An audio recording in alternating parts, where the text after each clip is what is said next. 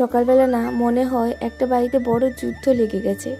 সকালে যতই উঠে তাড়াতাড়ি করে কাজকর্মগুলো সারি না, কিন্তু জানেন এই স্কুলে যাওয়ার সময়টুকু অনেকটা তাড়াহুড়ো করতে হয়। বলতে গেলে সকালবেলাটায় আমার পুরোটা তাড়াহুড়ো থাকে, যতক্ষণ না 12টা বাজবে তার আগ পর্যন্ত আমি অনেকটাই ব্যস্ত থাকি বলতে গেলে মামাম স্কুলে যাওয়ার পর, তারপর সকালে রান্নাবান্না থাকে, খাওয়া দাওয়া থাকে, আর তারপর যেটা মেন কাজ সেটা হলো দুপুরে রান্নাবান্না, সেটা কমপ্লিট করতে হয়।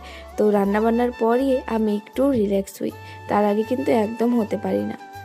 আর সকাল সকাল না ভাজা একটা কেটে রেখেছিলাম, মানে কয়েকটা লেস্টি আর আলু ভাজা করতে ভেবেছিলাম, কিন্তু সেটা তো কেটে রেখেছিলাম, ভাজতে আর পারিনি। তো সেই জন্য ও স্কুলে যাওয়ার পর তারপর এদিকে ভাজাটা বসিয়ে দিলাম, আর তারপর মার জন্য অল্প একটু চা করে দিলাম। সকালবেলা চা খাওয়ার ডিউটিটা শুধু মা আর বাবারই, এই দুজনেই চা খায়। আমি আর বর্মশাই তো আর চা খাই না সকালে, কখনো কখনো ইচ্ছে হলে আমি খাই, না হলে তো খাই না।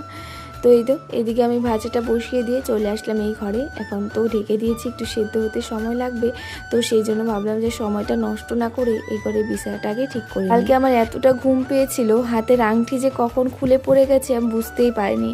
হ্যাঁ, একটু সময়ের জন্য মনে হয়েছিল যে হ্যাঁ আমার আংটিটা খুলেছিল, তারপর আমি এত ঘুম দিয়ে দিয়েছি সেই আংটিটা যে খুঁজে আর হাতে পরবো সেটা আর বুঝতেই পারিনি। আর সকালবেলা উঠেও ভুলে গেছি যে আংটিটা আমার হাতে নেই। এই যে বিছানাটা উঠাতে গিয়ে এখন দেখি আংটিটা বিছানার উপরে পড়ে রয়েছে।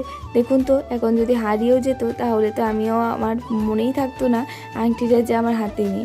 এই এমন কিছু কাণ্ডর জন্য আমি কখনোই হাতে আংটিটা পরি না। এই আংটিটা তাও একটু সময়ের জন্য কখনো কখনো পরে থাকি, তারপর আবারও খুলে রাখি। বিছানাটা উঠিয়ে এসে দেখি ভাজাটাও প্রায় হয়ে গেছিলো, নামিয়ে রেখে তারপরে এইদিকে কালকে রাত্রে বর্মশাই আবার ভুজিয়া আর বুন্দে এনেছিল, সেটাই এখন রেখে দিলাম প্যাকেটের থেকে বের করে। আমার অনেক দিন থেকে এই খাওয়ার ইচ্ছে হচ্ছিল, সেই জন্য কালকে নিয়ে এসেছিল। তো আমি এইদিকে অল্প একটু মুড়ি দিয়ে খেয়ে তারপরে এইদিকে বারান্দাতে বসেছি, দেখি মা এদিকে শাকগুলো বাঁচছিল।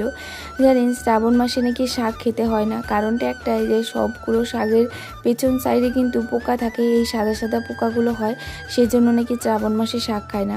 তো কালকে উঠিয়েছিলাম, কালকে না পরশুদিন উঠিয়েছিলাম, আজকে দেখে আবারও মা উঠিয়ে নিয়ে এসেছে শাকটা খাওয়ার জন্য, না ডাঁটা খাওয়ার জন্য উঠিয়ে নিয়ে এসেছে।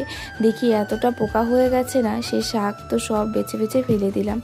তো এই তো এদিকে আমিও তারপর রান্নাটা বসিয়ে দিয়েছিলাম। আজকে একদম সিম্পল রান্না করেছি, ডাল, চচ্চড়ি আর একটা ভাজা করেছিলাম যে সকালেই, সেটা আজকে আর কেউ খায়নি, তো সেটা রয়েছে, সেই জন্য আর তেমনভাবে কোনো কিছু রান্নাই করিনি। আজকে চচ্চড়িটা মাছের মাথা দিয়ে করা হবে, সেই জন্য কিন্তু মা মাছের মাথাটা ভেজে নিয়ে তারপর চচ্চড়িটা বানিয়েছে, কারণ ওদিকে মামার স্কুলের সময় হয়ে গেছে। স্কুল থেকে এসে খাওয়া দাওয়া করিয়ে মামাকে নিয়ে চলে এসেছি ড্যান্স ক্লাসে, কারণ কালকে রয়েছে মামার ড্যান্স প্রোগ্রাম। আচ্ছা, আজকে তাহলে আসি, সবাই ভালো থাক।